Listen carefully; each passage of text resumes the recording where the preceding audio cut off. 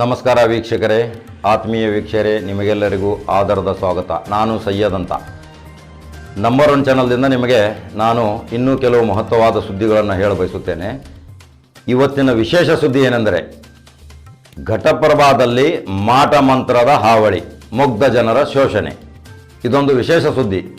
ನೋಡಿ, ಜನ ಇವತ್ತು ತಮ್ಮ ಕಷ್ಟ ಕಾರ್ಪಣ್ಯಗಳನ್ನು ತೊಡೆದು ಹಾಕಲಿಕ್ಕೆ ಮೌಢ್ಯತಾಕ್ಕೆ ಬೆನ್ನು ಹತ್ತಿದ್ದಾರೆ. ಈ ಮೌಢ್ಯತಾ ನಿವಾರಣೆ ಆಗಬೇಕು ವೀಕ್ಷಕರೇ. ಮೌಢ್ಯತದಲ್ಲಿ ನಮಗೆ ನಂಬಿಕೆ ಇಲ್ಲ, ಮೂಢನಂಬಿಕೆಗಳಲ್ಲಿ ನಂಬಿಕೆ ಇಲ್ಲ. ಅನೇಕ ಗುಹೆಗಳಲ್ಲಿ ಅನೇಕ ಋಷಿಮುನಿಗಳು ತಮ್ಮ ತಪಸ್ಸುಗಳನ್ನು ತ್ಯಾಗ ಬಲಿದಾನದಿಂದ ಮಾಡಿದಂಥ ಅವರು ದೇವರನ್ನು ನೇರವಾಗಿ ಒಲಿಸಿಕೊಂಡು ಪರಮಾತ್ಮ, ಪರಮೇಶ್ವರ, ಅಲ್ಲಾ, ಮೊಹಮ್ಮದ್ ಪೈಗಂಬರ್, ಬುದ್ಧ, ಅಂಬೇಡ್ಕರ್ನಂಥವರ ಧ್ಯಾನ ವಿಜ್ಞಾನಗಳಿಂದ ಇವತ್ತು ಋಷಿಮುನಿಗಳು ಎಷ್ಟೊಂದು ಕಷ್ಟಗಳಿಂದ ತಪಸ್ಸುಗಳನ್ನು ಮಾಡಿ ಪಾವನರಾದರು. ನಾವು ಇತಿಹಾಸನ ಓದ್ತಾ ಇರ್ತೀವಿ. ಈಗ ನೋಡಿ, ಘಟಪ್ರಭಾ ಬೆಳೆಯುತ್ತಿರುವ ನಗರ, ಇಲ್ಲಿ ಕೆಲವು ಧಾರ್ಮಿಕ ಮುಖಂಡರು, ಧಾರ್ಮಿಕ ಗುರುಗಳು ಕೆಲವು ಮಾಟ ಮಂತ್ರದ ದಾರಿಗಳಿಂದ ಜನರ ಹಾದಿ ತಪ್ಪಿಸ್ತಾ ಇದ್ದಾರೆ. ಜನರಿಗೆ ಕಷ್ಟ ಕಾರ್ಪಣ್ಯಗಳನ್ನು ಹೆಚ್ಚಾಗಿ ತೋರಿಸ್ತಾ ಇದ್ದಾರೆ. ಏನಾಗ್ತಾ ಇದೆ ನೋಡಿ, ಪ್ರತಿ ಅಮಾಸೆಗೆ ಬನ್ನಿ. ಅಮಾಸೆಗೆ ಬಂದ ತಕ್ಷಣ ಇವರ ಮನೆಗಳಲ್ಲಿ ನೋಡಿ ನೂಕಲು ಏನೇನೋ ಮಾಟ ಮಂತ್ರ ಮಾಡಿ ಅವರನ್ನು ಮೌಢ್ಯತೆಗೆ ಒಲವು ತೋರಿಸ್ತಾ ಇದ್ದಾರೆ. ಇದರಿಂದ ಏನು ಲಾಭ ನೋಡಿ, ಭಗವದ್ಗೀತೆಯಲ್ಲಿ, ಪವಿತ್ರ ಕುರಾನದಲ್ಲಿ, ಪವಿತ್ರ ಯಜುರ್ವೇದ, ಋಗ್ವೇದ, ಸಾಮವೇದ, ಪ್ರತಿಯೊಂದು ಕಥಾರೂಪ ಇತಿಹಾಸ ಪ್ರಮುಖ ಗ್ರಂಥಗಳಲ್ಲಿ ಸ್ಪಷ್ಟವಾಗಿ ಬರೆಯಲಾಗಿದೆ, ನೀನು ದೇವರನ್ನು ನಂಬು, ದೇವರನ್ನು ನಂಬಲಿಕ್ಕೆ ನಿನಗೆ ನಾನು ನೇರವಾದ ಸಹಾಯ ಸಹಕಾರ ಮಾಡುತ್ತೇನೆ. ನೀನು 1 ಹೆಜ್ಜೆ ಇಡು, ನಾನು ನಿನ್ನ ಹಿಂದೆ 40 ಹೆಜ್ಜೆ ಇಟ್ಟು ನಿನ್ನನ್ನು ಕರೆದುಕೊಂಡು ಹೋಗುತ್ತೇನೆ ಅಂತ ಸ್ಪಷ್ಟವಾಗಿ ಹೇಳಲಾಗಿದೆ. ಆದರೆ ನಾವು ಇವತ್ತು ಗ್ರಂಥಗಳನ್ನು ಬಿಟ್ಟು ಈ ಜೀವನದಲ್ಲಿ ಕೆಲವು ಭ್ರಷ್ಟ ಈ ಮಾಟ ಮಂತ್ರದವರಿಂದ ತಪ್ಪು ಕಲ್ಪನೆಗಳನ್ನು ಕೊಟ್ಟು ತಪ್ಪು ಸಂದೇಶಗಳನ್ನು ಸಾರಿ ಅನೇಕ ವಿಧವಾದ ವಿಧಾನಗಳನ್ನು ತೋರಿಸಿ ಇವತ್ತು ನಮ್ಮನ್ನು ಮಾಟ ಮಂತ್ರದ ಜಾಲದಲ್ಲಿ ಪಸರಿಸ್ತಾ ಇದ್ದಾರೆ. ಆ ಜಾಲದಲ್ಲಿ ನಮ್ಮನ್ನು ಹಾಕೊಂಡ್ಬಿಟ್ಟಿದ್ದಾರೆ. ನೋಡಿ, ನಮ್ಮ ಮನೆಯಲ್ಲಿ ಒಬ್ಬರು ಆರೋಗ್ಯವಂತರಿಲ್ಲ ಅಂದರೆ ಅದಕ್ಕೆ ಆಸ್ಪತ್ರೆ ತೋರಿಸಬೇಕು, ಪ್ರಮುಖ ವೈದ್ಯರನ್ನು ಸಂಪರ್ಕಿಸಬೇಕು. ವೈದ್ಯರ ಸಲಹೆ ಸೂಚನೆ ಮುಖಾಂತರ ಅವರಿಗೆ ಮಾನಸಿಕ ನೆಮ್ಮದಿಯನ್ನು ಕೊಟ್ಟು ಅವರನ್ನು ಒಂದು ಒಳ್ಳೆ ಸಮಾಜದ ದಾರಿಯಾಗಿ ತರಬೇಕು. ಈಗ ಆರಾಮಿಲ್ಲ ತಕ್ಷಣ ನಮಗೇನೋ ಒಂದು ಕಂಟಕ ಆಗಿದೆಪ್ಪ, ನಮ್ಮ ಮನೆಗೇನೋ ಒಂದು ಭೂತ ಪಿಶಾಚಿ ಬಂದ್ಬಿಟ್ಟಿದೆ, ನಮಗೇನೋ ಒಂದು ಕಂಟಕ ಬರ್ತಾ ಇದೆ ಅಂತ ಹೋಗಿ ಈ ಮಾಟ ಮಂತ್ರ ಮಾಡೋರ ಹತ್ರ ಲಕ್ಷಾಂತರ ಸಾವಿರಾರು ರೂಪಾಯಿ ಹಾಕಿ ಅವರಿಂದ ತೆಗೆದುಕೊಂಡು ಬಂದ ವಸ್ತುಗಳನ್ನ ಮನೆ ತುಂಬ ಕಟ್ಟೋದು. ಒಂದು ಉದಾಹರಣೆ ಹೇಳ್ತೀನಿ ನೋಡಿ. ನಾನು ಒಂದು ಬೆಂಗಳೂರದ ಶಿವಾಜಿನಗರದ ಒಂದು ಹೋಟೆಲ್ಗೆ ಹೋಗಿದ್ದೆ. ಹೋಟೆಲ್ನಲ್ಲಿ ಊಟ ಆದ ತಕ್ಷಣ ಒಂದು ಪಕ್ಕದಲ್ಲಿ ಒಂದು ದೊಡ್ಡ ಪಾನ್ ಶಾಪ್ ಇತ್ತು. ಆ ಪಾನ್ ಶಾಪ್ದಲ್ಲಿ ಒಂದು ತೆಂಗಿನಕಾಯಿ ಕಟ್ಟಿಬಿಟ್ಟಿದ್ದ ಅವನು, ಹಸಿರು ಬಟ್ಟೆಯಲ್ಲಿ ಕಟ್ಟಿದ್ದ. ಅವನಿಗೆ ನಾನು ಕೇಳಿದೆ, ಇದೇನಪ್ಪ ಇಷ್ಟೊಂದು ದೊಡ್ಡ ತೆಂಗಿನಕಾಯಿ ಕಟ್ಟಿಬಿಟ್ಟಿದೆಯಲ್ಲ, ನನ್ನ ತಲೆಗೆ ಹತ್ತಾ ಇದೆ, ಇದರಿಂದ ಏನು ನಿನಗೆ ಲಾಭ ಅಂತ. ಇಲ್ಲ ಸಾರ್, ಈ ತೆಂಗಿನಕಾಯಿ ಕಟ್ಟಿದರೆ ದುಡ್ಡು ಬರುತ್ತೆ, ಈ ತೆಂಗಿನಕಾಯಿ ಕಟ್ಟಿದರೆ ಗಿರಾಕಿಗಳು ಹೆಚ್ಚು ಬರುತ್ತೆ, ಈ ತೆಂಗಿನಕಾಯಿಯಿಂದ ನನಗೆ ಲಕ್ಷ್ಮಿ ಒಲಿದು ಬರ್ತಾ ಇದ್ದಾಳೆ ಅಂತ ಹೇಳಿದಾಗ ನಾನು ಅಂದೆ ಅವನಿಗೆ, 1 ತೆಂಗಿನಕಾಯಿ ಯಾಕೆ ಕಟ್ತೀಯಪ್ಪ, 10 ತೆಂಗಿನಕಾಯಿ ಕಟ್ಟು, 10,000 ರೂಪಾಯಿ ಬರ್ಬೋದು ನಿನಗೆ ಅಂತ ಹೇಳಿದಾಗ ಅವನು ನಗನಗ್ತಾ ಹೇಳ್ತಾನೆ, ಇಲ್ಲ ಸರ್, ಒಂದು ನಂಬಿಕೆ, ಒಬ್ಬರು ಮಂತ್ರ ಮಾಡೋರು, ಮಾಟ ಮಾಡೋರು ನನಗೆ ಇದನ್ನು ಕೊಟ್ಟರು, ಅದರಿಂದ ನನಗೆ ಒಳ್ಳೇದಾಗಿದೆ ಅನ್ನೋ ಒಂದು ಮನೋಭಾವನೆ, ಒಂದು ಸಂಶಯ ನಮ್ಮದು ಅಂತ ಹೇಳಿದ. ಅದೇ ಮೂರ್ಖ, ಅದರಿಂದ ಏನೂ ಆಗೋಲ್ಲ.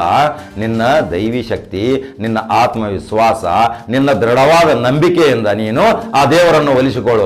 ಯಾವ ತಾಪತ್ರಗಳು ಬರುತ್ತವೆ ನೋಡಿ, ಅಮೆರಿಕನ್ ಮತ್ತು ರಷ್ಯಾ, ಜರ್ಮನ್ ದೇಶದಲ್ಲಿ ಯಾವ ಮೂಢನಂಬಿಕೆಗಳಿವೆ, ಯಾವ ಅಲ್ಲಿ ಪ್ರತಿಪಾದನೆಗಳು ಮಾಡ್ತಾರೆ, ಯಾವ ಪೂಜೆ ಪುನಸ್ಕಾರಗಳನ್ನು ಮಾಡ್ತಾರೆ, ಯಾವ ಧರ್ಮ ಗುಡಿ ಮಸೀದಿ ಗುಂಡಾರಗಳಲ್ಲಿ ಅವರು ಹೋಗ್ತಾರೆ ಹೇಳಿ ನೋಡೋಣ. ಯಾವ ದರ್ಗಾಗಳಿವೆ ಅಲ್ಲಿ, ಯಾವುದೇ ರೀತಿಯಲ್ಲಿ ಆ ಪರಿಸ್ಥಿತಿ ನಿರ್ಮಾಣ ಮಾಡ್ಕೊಂಡಿಲ್ಲ. ಇವತ್ತು ಅವರು ಜಗತ್ತಿಗೆ ಪೈಪೋಟಿ ಕೊಡುವಂಥ ತಂತ್ರಜ್ಞಾನದಲ್ಲಿ ಜಗತ್ತಿಗೆ ಮೊಟ್ಟ ಮೊದಲೇ ಆಧುನಿಕ ಯಂತ್ರಗಳನ್ನಾಗಲಿ ಆಧುನಿಕ ಸಲಕರಣೆಗಳನ್ನಾಗಲಿ ತಯಾರು ಮಾಡುವಂಥ ದೇಶ ಜಪಾನ್. ನೋಡಿ, ಇವತ್ತು ಮಾರ್ಕೆಟ್ದಲ್ಲಿ ಹೋಗ್ತೀವಿ, ಪ್ಯಾನಾಸೋನಿಕ್ ಜಪಾನ ಮೊದಲು ತಗೋತೀವಿ, ತೋಶಿಬಾ, ಸೋನಿ, ಹೀಗೆಲ್ಲ ಅವರು ಎಷ್ಟೊಂದು ಆರ್ಟಿಕಲ್ಗಳನ್ನು ತಮ್ಮ ಪ್ರಚಾರಕ್ಕೋಸ್ಕರ ತಮ್ಮ ತಾಂತ್ರಿಕತೆಯಿಂದ ಮುಂದುವರೆದ ದೇಶಗಳು. ನಮ್ಮಲ್ಲಿ ಏನಾಗ್ಬಿಟ್ಟಿದೆ, ನಾವು ಒಂದು 100%ದಲ್ಲಿ 90% ಜನ ನಾವು ಮೂಢನಂಬಿಕೆಗೆ ಒಳಗಾಗಿದ್ದೀವಿ. ಈ ಆಚರಣೆಯಿಂದ ನಾವು ತಪ್ಪಿಸ್ಕೊಳ್ಬೇಕಾದ್ರೆ ನಾವು ಧಾರ್ಮಿಕ ಗ್ರಂಥಗಳನ್ನು ಓದಬೇಕು. ಪ್ರತಿಯೊಬ್ಬರು ಮನೆಯಲ್ಲಿ ಧಾರ್ಮಿಕ ಗ್ರಂಥಗಳನ್ನ ಓದಿದ್ರೆ ಏನಾಗುತ್ತೆ, ಆ ಧರ್ಮದ ಅನುಸಾರವಾಗಿ ಧರ್ಮದಲ್ಲಿ ಇರುವಂಥ ಮುಖ್ಯ ಸಂದೇಶಗಳನ್ನು ನಾವು ಅಳವಡಿಸಿಕೊಂಡು ಬಿಟ್ರೆ ಅದೇ ನಮಗೆ ದೈವಿ ಶಕ್ತಿಯಾಗಿ ಬೆಳೆಯುತ್ತೆ. ನಾವು ಮೂಢನಂಬಿಕೆಯಿಂದ ಈ ಮಾಟ ಮಂತ್ರದವರಿಂದ ದೂರ ಇರಬೇಕು. ಈ ಮಾಟ ಮಂತ್ರ ಮಾಡೋರು ಸೋಗಲಾಡಿಗಳು, ಮಾಟ ಮಂತ್ರ ಮಾಡೋರು ವಂಚಕರು. ಅನೇಕ ಟಿವಿ ವಾಹಿನಿಗಳನ್ನು ನೋಡಿದಿರಿ, ನೀವು ಪತ್ರಿಕೆಗಳಲ್ಲಿ ಓದಿದಿರಿ. ಇವತ್ತು ನಾನು ನನ್ನ ನಂಬರ್ 1 ಚಾನಲ್ ಮುಖಾಂತರ ಇವತ್ತು ನಾನು ಸಾರಿ ಹೇಳ್ತಾ ಇದ್ದೀನಿ, ದಯವಿಟ್ಟು ಅಲ್ಲಿ ಹೋಗಿ ಸಾಲಾಗಿ ನಿಲ್ಲಬೇಡಿ. ಆ ಸಾಲಾಗಿ ನಿಲ್ಲುವ ಗ್ರಂಥಾಲಯಕ್ಕೆ ಹೋಗಿ ಒಂದು ಗ್ರಂಥಗಳನ್ನು ಅಧ್ಯಯನ ಮಾಡಿ, ಅಲ್ಲಿ ನಿಮಗೆ ವಿದ್ಯಾಜ್ಞಾನ ಸಿಗಬಹುದು. ಅಲ್ಲಿ ಮೂಢನಂಬಿಕೆಯಿಂದ ನಿಮಗೆ ಒಂದು ಕುರಿ ಬಲಿ ಕೊಡಬೇಕು, ನಿಮಗೆ ಇಂತಿಷ್ಟು ತತ್ತಿಗಳನ್ನು ತಂದು ಕೊಡಬೇಕು, ಒಂದು 4 kg ಬೆನ್ನಿಗಳನ್ನು ತಂದು ಕೊಡಬೇಕು, ಇಷ್ಟೆಲ್ಲ ತಂದು ಕೊಟ್ರೆ ನಿಮ್ಮ ನಾನು ಪೂಜೆ ಮಾಡ್ತೇನೆ, ನಿಮಗೆ ಅಲ್ಲಿ ಆ ದರ್ಗಾಕ್ಕೆ ಅರ್ಪಣೆ ಮಾಡ್ತೇನೆ. ಇದೆಲ್ಲ ಸುಳ್ಳಿನ ಸರಮಾಲೆಗಳು. ಈ ಮೂಢನಂಬಿಕೆಯಿಂದ ಜನರು ತಮ್ಮ ಆರ್ಥಿಕ ವ್ಯವಸ್ಥೆ, ಮಾನಸಿಕ ನೆಮ್ಮದಿಗಳನ್ನು ಹಾಳು ಮಾಡಿಕೊಳ್ತಾ ಇದ್ದಾರೆ. ಇವತ್ತು ಎಷ್ಟೋ ಜನ ನೋಡಿ, ಇವತ್ತು ಬೆಳಿಗ್ಗೆ ಎದ್ದ ತಕ್ಷಣ ಟಿವಿ ಆನ್ ಮಾಡಿ ಸಾವಿರಾರು ಜ್ಯೋತಿಷಿಗಳು ಬರ್ತಾರೆ. ಇದರಲ್ಲಿ ಏನಾಗ್ಬಿಟ್ಟಿದೆ, ನಮ್ಮ ಯುವಕರಿಂದು ಆ ಧಾಬಾಗಳಿಗೆ ಹೋಗಿ ಹಾಳಾಗ್ಬಿಟ್ರು. ಧಾಬಾಗಳು ಆಗಿದಾವಲ್ಲ, ಮೊದಲು ಧಾಬಾಗಳು ಎಲ್ಲಿದ್ದವಪ್ಪ? ಈಗ ಗೋಕಾಕ್ ಘಟಪ್ರವಾದಿಂದ ನಾನು ಹುಕ್ಕೇರಿ ಮತ್ತು ಗೋಕಾಕಕ್ಕೆ ಹೋಗುವಾಗ ಯಾವ ಧಾಬಾಗಳು ಇರಲಿಲ್ಲ. ಕಳೆದ 20 ವರ್ಷದಿಂದ ಹೇಳ್ತಾ ಇದ್ದೀನಿ, ಯಾವ ಧಾಬಾಗಳು ಇರಲಿಲ್ಲ, ಯಾವ ಹೋಟೆಲ್ಗಳು ಇರಲಿಲ್ಲ. ಇವತ್ತು ಪ್ರತಿ ಹೆಜ್ಜೆಗೆ ಧಾಬಾಗಳಿದ್ದಾವೆ. ಆ ಧಾಬಾಗಳಲ್ಲಿ ನೂಕುಲಗುಲು ಇದೆ. ಅಲ್ಲಿ ಯಾರಿದಾರಪ್ಪ ಧಾಬಾದಲ್ಲಿ? ನಮ್ಮೆಲ್ಲ ಯುವ ಪೀಳಿಗೆ ಇದೆ. ಯುವ ಪೀಳಿಗೆ ನಮ್ದೆಲ್ಲ ಹಾಳಾಗ್ತಿರೋದು ಈ ಧಾಬಾಗಳಿಂದ. ಆಮೇಲೆ ಹೆಣ್ಮಕ್ಳು ಹೇಗೆ ಹಾಳಾಗ್ತಾ ಇದ್ದಾರೆ ನೋಡಿ, ಮನೆಯಲ್ಲಿ ಧಾರಾವಾಹಿಗಳನ್ನು ನೋಡಿ. ಆ ಧಾರಾವಾಹಿ ನೋಡುವ ಸನ್ನಿವೇಶದಲ್ಲಿ ಬಂದಾಗ ಅವರು ಇಷ್ಟೊಂದು ಆ ಟಿವಿಯ ಮುಖದಲ್ಲಿ ಕೂತು ಟಿವಿಯ ಮುಖ ಸ್ಪರ್ಶನೆ ಮಾಡುವ ಟೈಮಲ್ಲಿ ಅವರು ಇಷ್ಟು ತಲ್ಲೀನರಾಗಿರ್ತಾರೆ.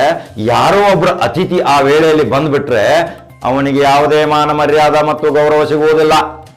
ಇಂಥ ಪರಿಸ್ಥಿತಿ ನಿರ್ಮಾಣ ಮಾಡ್ಕೊಂಡ್ಬಿಟ್ಟಿದ್ದಾರೆ. ಧಾಬಾಗಳಿಗೆ ಹೋಗಿ ಯುವಕರು ಹಾಳಾದರು, ಧಾರಾವಾಹಿ ನೋಡಿ ನಮ್ಮ ಹೆಣ್ಮಕ್ಳು ಹಾಳಾಗಿ ಹೋಗುದು.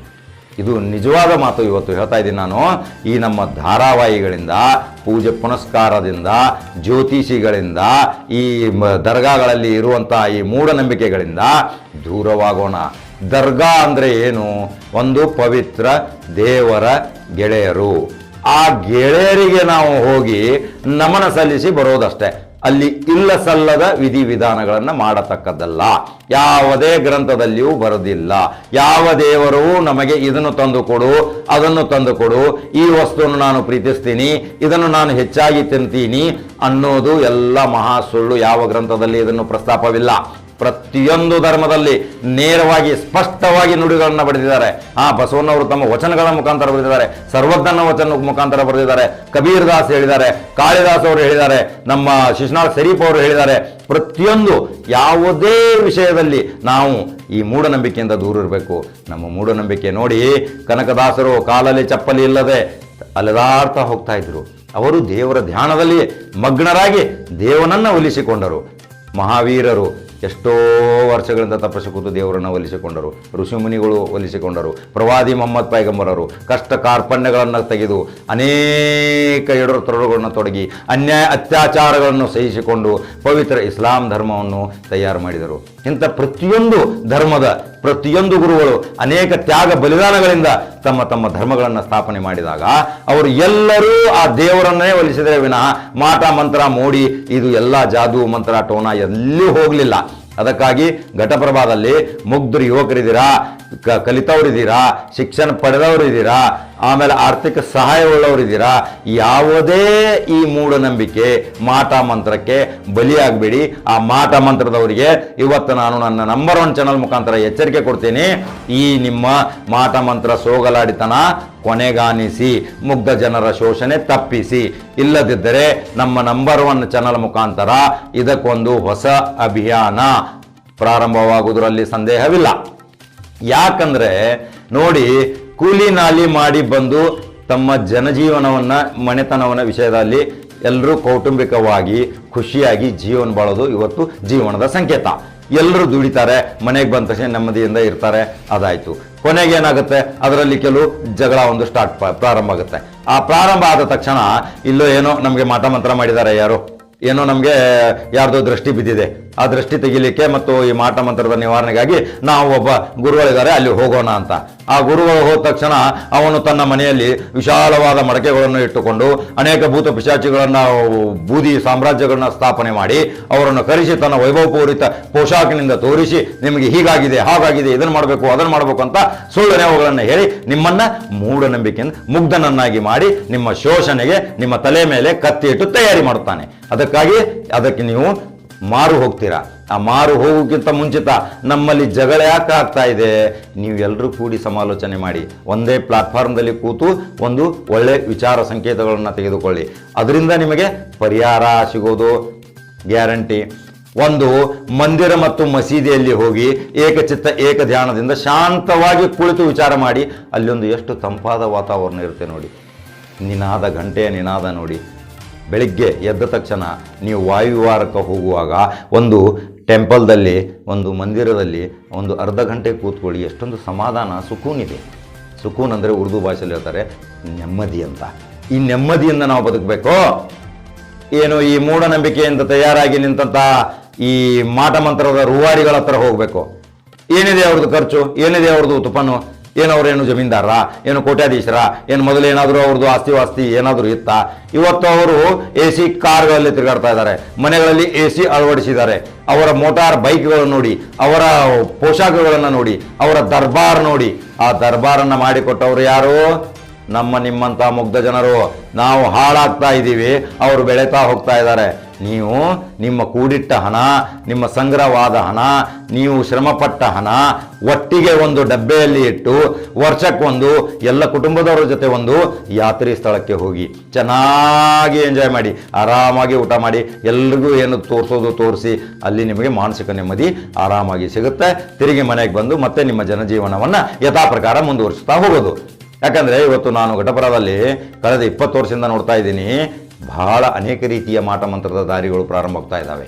ಇದರಲ್ಲಿ ನಮ್ಮ ಪೀಳಿಗೆ, ತಾಂತ್ರಿಕ ಯುಗದಲ್ಲಿ ಬಂದವರು ನಮ್ಮ ಪೀಳಿಗೆ ನಂಬಬಾರದು. ಮೊದಲು ಹಳೆಯ ತಲೆಮಾರಿನವರು ನಂಬಿದರು, ಆ ನಂಬಿ ಅವರು ಮೋಸ ಹೋದ್ರು, ಒಪ್ಕೋತೀವಿ. ಆದರೆ ಇವತ್ತು ನೀವು ತಾಂತ್ರಿಕತೆಯಲ್ಲಿ ಬಂದಿದ್ದೀರಾ. ಸಾಲಾಗಿ ನಿಂತು ನೀವು ಗ್ರಂಥಾಲಯಕ್ಕೆ ಹೋಗ್ತಾ ಇಲ್ಲ. ಸಾಲಾಗಿ ನಿಂತು ಗ್ರಂಥಾಲಯಕ್ಕೆ ಹೋದರೆ ಗ್ರಂಥವನ್ನು ಅಧ್ಯಯನ ಮಾಡಿದರೆ ನಿಮಗೆ ಗೊತ್ತಾಗುತ್ತೆ ಮೂಢನಂಬಿಕೆ ಮಾಟ ಮಂತ್ರ ಅಂದರೆ ಏನು. ಅದರಿಂದ ದಯವಿಟ್ಟು ದೂರಾಗಿ. ಇದರಿಂದ ನಿಮಗೆ ಯಾವ ಲಾಭವೂ ಇಲ್ಲ. ಈ ಮಾಟ ಮಂತ್ರದ ಮೋಡಿಯಲ್ಲಿ ಅವರು ಕುಬೇರರಾಗ್ತಾ ಇದ್ದಾರೆ, ನೀವು ಬಡವರಾಗಿ ಬಿಕಾರಿಗಳಾಗಿ ಉಳಿತಾ ಇದ್ದೀರಾ. ಅದಕ್ಕೋಸ್ಕರ ಇವತ್ತು ನೋಡಿ, ಆ ಮಾಟ ಮಂತ್ರದವರನ್ನು ನಾವು ಮನೆಗೆ ಕರೆದುಕೊಂಡು ಐಷಾರಾಮಿ ಅವರಿಗೆ ಭೋಜನಗಳನ್ನು ಕೊಡಿಸಿ ಅವರಿಗೆ ಅನ್ನ ವಸ್ತ್ರದಾನಗಳನ್ನು ಮಾಡಿ ಏನೂ ಪ್ರಯೋಜನವಿಲ್ಲ. ಅದಕ್ಕಾಗಿ ಬಸವಣ್ಣವರು ಎಷ್ಟು ಸ್ಪಷ್ಟವಾಗಿ ಹೇಳಿದರು, ಅನ್ನ ಇಲ್ಲದವನಿಗೆ, ಅರಸಿ ಬಂದವನಿಗೆ, ಹಸಿವಾದವನಿಗೆ, ನೀರಡಿಸಿ ಆದವನಿಗೆ ನಿನ್ನ ಕರ್ಮದಾನದ ಮುಖಾಂತರ, ನಿನ್ನ ಫಲದ ಮುಖಾಂತರ, ಆತ್ಮವಿಶ್ವಾಸದಿಂದ ಅವನಿಗೆ ಧಾರೆ ಎರೆದು ಕರೆದು ಒಳಗೆ ಕುಳ್ಳರಿಸಿ ಅವನಿಗೆ ಸತ್ಕರಿಸು, ನೀನು ಪಾವನನಾಗುತ್ತೀಯ.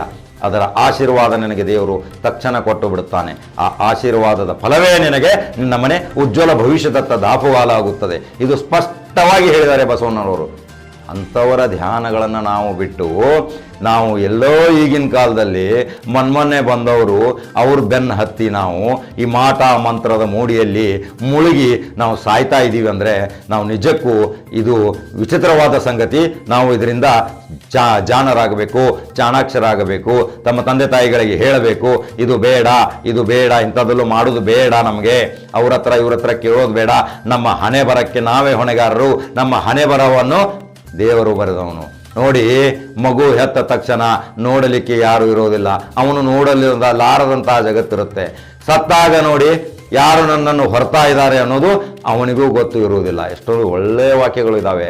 ಇದನ್ನೆಲ್ಲ ನಾವು ಅರ್ಥ ಮಾಡ್ಕೊಂಡ್ಬಿಟ್ರೆ ಈ ಅರ್ಥದಿಂದ ನಾವು ಇಂದು ಒಳ್ಳೆಯ ಸಮಾಜದಲ್ಲಿ ಒಂದು ಅಭಿಯಾನ ಪ್ರಾರಂಭ ಮಾಡಿ ಒಂದು ಈ ಜರ್ಮನ್ ಅಂತ ದೇಶದವರು ಹೇಗೆ ಮುಂದೆ ಬೆಳೀತಾ ಇದ್ದಾರೆ, ಅವರ ಶಿಕ್ಷಣದ ನಾವು ಸಂಸ್ಕೃತಿಯನ್ನು ಪಡೆಯೋಣ. ಉಳಿದ ಸಂಸ್ಕೃತಿ ನಮಗೆ ಬೇಡ, ಅವರ ಸಂಸ್ಕೃತಿ ಅವರಿಗಿರಲಿ. ನಮಗೆ ಜ್ಞಾನದ ಸಂಸ್ಕೃತಿ ಮಾತ್ರ ಅವರಿಂದ ನಾವು ಅಳವಡಿಸಿಕೊಳ್ಳೋಣ. ನಮ್ಮ ಮಕ್ಕಳಿಗೆ ಒಳ್ಳೆಯ ತಂತ್ರಜ್ಞಾನದ ಯುಗದಲ್ಲಿ ಬೆಳೆಸಿ ಒಳ್ಳೆಯ ಒಂದು ಭಾವನೆಗಳನ್ನು ಅವ್ರನ್ನ ವ್ಯಕ್ತಪಡಿಸಿ ಧಾರ್ಮಿಕ ಭಾವನೆಗಳಿಗೆ ಅಂಜಿಕೆ ಭಾವನೆಯೊಂದಿಗೆ ಗುರು ಹಿರಿಯರನ್ನು ಸತ್ಕರಿಸುತ್ತಾ, ಅವರಿಗೆ ನಮಿಸುತ್ತಾ, ಅವರಿಗೆ ಗೌರವ ಕೊಡುತ್ತಾ, ತಾಳ್ಮೆ ಭಾವನೆಯಿಂದ ಒಂದು ಮುಗ್ಧ ಮನಸ್ಸಿನಿಂದ ನಾವು ವರ್ತಿಸಿದರೆ ಇಂದು ಈ ನಮ್ಮ ಯುವ ಪೀಳಿಗೆ ಒಂದು ವಿಶಾಲವಾಗಿ ಬೆಳೆಯುವುದರಲ್ಲಿ ಯಾವುದೇ ಸಂದೇಹವಿಲ್ಲ. ಇವತ್ತು ನೋಡಿ, ಇವತ್ತು ಯಾರೋ ಹಿರಿಯರು ಇದ್ದರೆ ನಮಸ್ಕಾರ ಮಾಡುವಂಥ ಯುವಕರು ಇಲ್ಲ. ಯಾಕೆ? ಅವ್ರು ಕಿವಿಗೆ ಒಂದು ಹೆಡ್ಫೋನ್ ಹಾಕೊಂಡಿರ್ತಾರೆ, ಕೈಯಲ್ಲಿ ಒಂದು ಮೊಬೈಲ್ ಇರುತ್ತೆ, ಆ ಮೊಬೈಲ್ದಲ್ಲಿ tick tick tick tick tick tick ಮಾಡ್ಕೋತಾರೆ. ಆಮೇಲೆ ಸಣ್ಣ ಮಕ್ಕಳು ಏನು ಮಾಡ್ತಾರೆ, ಆ ಆಟೋದವನು ಬರ್ತಾನೆ, ತಾಯಿ ಏನು ಮಾಡ್ತಾಳೆ, ಆ ಮಗುಗೆ ತಿನ್ನಿಸಿದ್ಲು, ಇಲ್ಲಿಗ ಟಿಫಿನ್ ಕಟ್ಕೊಂಡು ಎತ್ಕೊಂಡು ಹೊತ್ಕೊಂಡು ಹೋಗಿ ಆ ರಿಕ್ಷಾದಲ್ಲಿ ಹಾಕಿಬಿಡ್ತಾಳೆ. ಆ ರಿಕ್ಷಾದವನು ಏನು ಮಾಡ್ತಾನೆ, ಹೊತ್ಕೊಂಡು ಹೋಗಿ ಆ ಸ್ಕೂಲಲ್ಲಿ ಹೋಗಿತಾನೆ. ಆ ಸ್ಕೂಲಲ್ಲಿ ಅವ್ರು ಏನು ಕಲಿಸಿದ್ದೋ ಬಿಟ್ಟಿದ್ದೋ ಆ ದೇವರೇ ಬಲ್ಲ. ಅಲ್ಲಿಂದ ಮತ್ತೆ ಬೆಲ್ಲ ಆದ ತಕ್ಷಣ ಮತ್ತೆ ಆ ಹುಡುಗನ ತೊಗೊಂಡು ಆ ಆಟೋದಲ್ಲಿ ಒಗೆದು ಬಿಡ್ತಾರೆ. ಆ ಆಟೋದವನು ಬಂದು ಮನೆಯಲ್ಲಿ ಒಗೆದು ಬಿಡ್ತಾರೆ. ಆ ಮನೆಯಲ್ಲಿ ಒಗೆದ ತಕ್ಷಣ ಅವನು ಯಾವುದೇ ಏನು ನೋಡಲ್ಲ, ಮೊಬೈಲ್ ಹಿಡ್ಕೊಂಡು ಕೊಡ್ತಾನೆ, ಅಲ್ಲೇ ಚಿಪ್ಸು ಕುರ್ಕುರೆ ತಿನ್ಕೊತು ತನ್ನ ಜೀವನ, ತನ್ನ ಬೆಳವಣಿಗೆ ಶೈಲಿ ಎಲ್ಲ ಹಾಳು ಮಾಡ್ಕೋತಾನೆ. ಇಂಥ ಯುವ ಪೀಳಿಗೆ ಎಂದು ಹೋಗ್ತಾ ಇದೆ. ಇವತ್ತು ನೋಡಿ, ಎಲ್ಲಿ ಚಿನ್ನಿ ದಾಂಡು ಆಡ್ತಿದ್ರಾ? ಇವತ್ತು ಆಡ್ತಾ ಇದ್ದಾರಾ ಎಲ್ಲಾದರೂ ಚಿನ್ನಿ ದಾಂಡು? ನೀವು ಓಣಿಯಲ್ಲಿ ನೋಡ್ತಾ ಇದ್ದೀರಾ ಚಿನ್ನಿ ದಾಂಡು ಇದೆಯಾ? ಒಟ್ಟ ಆಡ್ತಿದ್ರು. ಅದು ಏನು ಆಡ್ತಿದ್ರು ಹೇಳಿ ನೋಡೋಣ. ಹೆಣ್ಮಕ್ಳು ಚಿಪ್ಪಿ ಆಡ್ತಿದ್ರು, ಪ್ರತಿಯೊಂದು ಖೋ ಖೋ ಆಡ್ತಿದ್ರು, ಓಡಾಟ ಆಡ್ತಿದ್ರು, ಕಣ್ಣು ಮುಚ್ಚಾಲೆ ಆಡ್ತಿದ್ರು, ತಪ್ಪಿಸ್ಕೊಳ್ಳೋದು ಆಟ ಆಡ್ತಿದ್ರು. ಯಾವ ಆಟಗಳು ಇವತ್ತು ನಮಗೆ ಕಣ್ಣಿಗೆ ಬರ್ತಾ ಇಲ್ಲ? ನಮಗೆ ಇವತ್ತು ಯಾವ ಆಟಗಳು ಬರ್ತಾ ಇವೆ ಹೇಳಿ? ಗೇಮ್ಸ್, ಪಬ್ ಗೇಮ್ಸ್, ಮೊಬೈಲ್ದಲ್ಲಿ ಜಗತ್ತನ್ನು ನೋಡುವಂಥ ವಸ್ತು ಇದು. ಜಗತ್ತನ್ನು ನೋಡುವಂಥ ವಸ್ತು ಅಲ್ಲ ಇದು, ಜಗತ್ತನ್ನು ನೋಡುವಂಥ ಅಟಮ್ ಬಾಂಬ್ ಇದು. ಈ ಬಾಂಬನ್ನು ಮನೆಯಲ್ಲಿ ಇಟ್ಟುಬಿಟ್ರೆ ಇದು ಇಂದಿಲ್ಲ ನಾಳೆ ಇದು ಹಾಳು ಮಾಡೋದು. ಯಾಕಂದರೆ ಇದರಿಂದ ಕೊಲೆ ಸುಲಿಗೆ, ಎಷ್ಟೋ ರೀಚಾರ್ಜ್ ಮಾಡಲಿಲ್ಲ ಅಂತ ತಂದೆಗಳನ್ನು ಮಕ್ಕಳು ಕೊಂದಂಥ ಉದಾಹರಣೆಗಳನ್ನು ನಾನು ಈ ಹಿಂದೆ ಎಪಿಸೋಡಲ್ಲಿ ಹೇಳಿದ್ದೀನಿ. ಇದೇ ರೀತಿ ಮುಂದುವರಿಯೋದು ಬೇಡ ನಮಗೆ ಯುವಕರೇ. ನಾವು ಒಳ್ಳೆ ದಾರಿ ಹಿಡಿಯೋಣ. ಈ ಮೂಢನಂಬಿಕೆ ಮತ್ತು ಈ ಪಾಶ್ಚಾತ್ಯ ಸಂಸ್ಕೃತಿಗಳಿಂದ ಕಡಿಮೆ ಮಾಡಿ ಪಾಶ್ಚಾತ್ಯ ಸಂಸ್ಕೃತಿಯ ಶಿಕ್ಷಣ ನಾವು ತೆಗೆದುಕೊಂಡು ಒಂದು ಮಹಾಪೂರ್ವವಾಗಿ ಬೆಳೆಯೋಣ. ಇದಕ್ಕೆ ನಾವು ಎಲ್ಲರೂ ಒಂದು ಕೂಡಿ ನಮ್ಮ ನಂಬರ್ 1 ಚಾನಲ್ ಮುಖಾಂತರ ನಿಮ್ಮ ಅಭಿಪ್ರಾಯಗಳನ್ನು ತಿಳಿಸಿ ಸಬ್ಸ್ಕ್ರೈಬ್ ಆಗಿ ಇನ್ನೂ ಹೆಚ್ಚಿನ ಸುದ್ದಿಗಳೊಂದಿಗೆ ಬರುತ್ತೇನೆ. ಸಬ್ಸ್ಕ್ರೈಬ್ ಆದರೆ ನನಗೆ ಶಕ್ತಿ. ಸಬ್ಸ್ಕ್ರೈಬ್ ಆಗಿ ದಯವಿಟ್ಟು. ಇದೇ ನನ್ನ ಕೊನೆಯ ಮಾತುಗಳು. ಇನ್ನು ಮತ್ತೆ ನಾಳೆ ವಿಶೇಷ ಸುದ್ದಿಗಳೊಂದಿಗೆ ಬರುತ್ತೇನೆ. ನಮಸ್ಕಾರಗಳು.